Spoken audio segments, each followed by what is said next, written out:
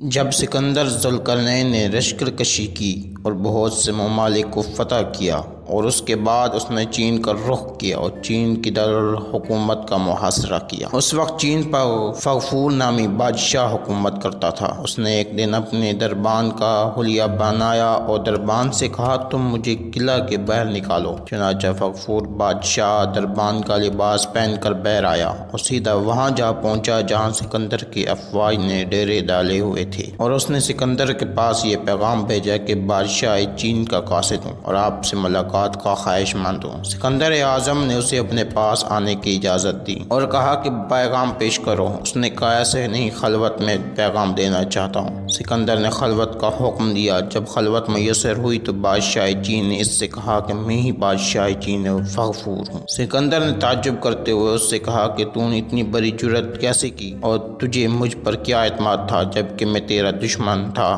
تیرے ملک پر قبضے کا خواہش مند تھا۔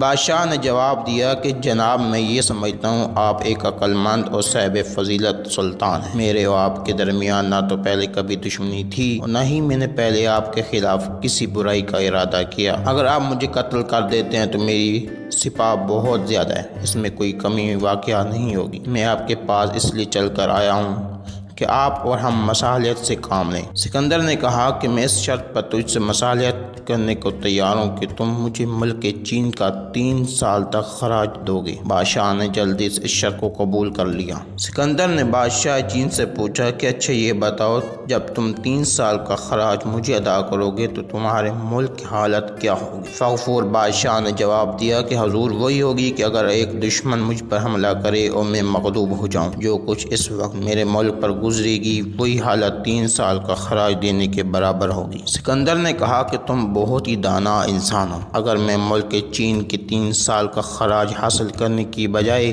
2 سالوں کے خراج پر قناعت کر لوں پھر تیرے ملک کی حالت کیا ہوگی؟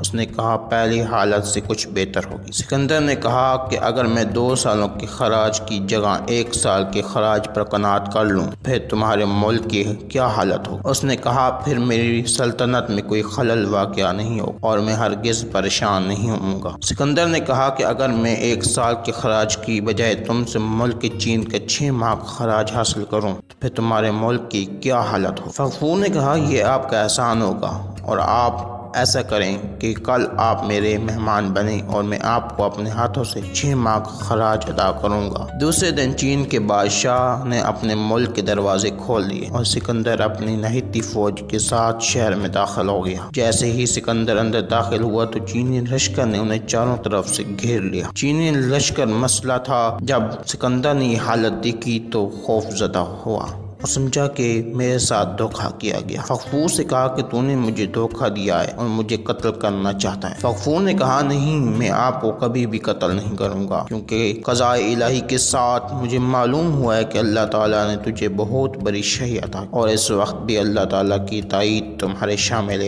حال ہے، اور جو شخص خدا کی تائید یافتہ شخص سے جھگڑا کرے گا اس کے مقدر میں ہمیشہ شکست ہی شکست۔ اس لیے میں آپ سے جھگڑا نہیں کرنا چاہتا ہوں اور میں آپ کو 6 ماہ کا خراج ادا کرنا چاہتا ہوں۔ جیسے فغفور نے اسے 6 ماہ کا خراج دیا تو اس نے یہ کہہ کر خراج واپس کر دیا اور کہا کہ میں آپ کی فہم و فراست سے متاثر ہو کر آپ سے کچھ بھی وصول نہیں کروں گا۔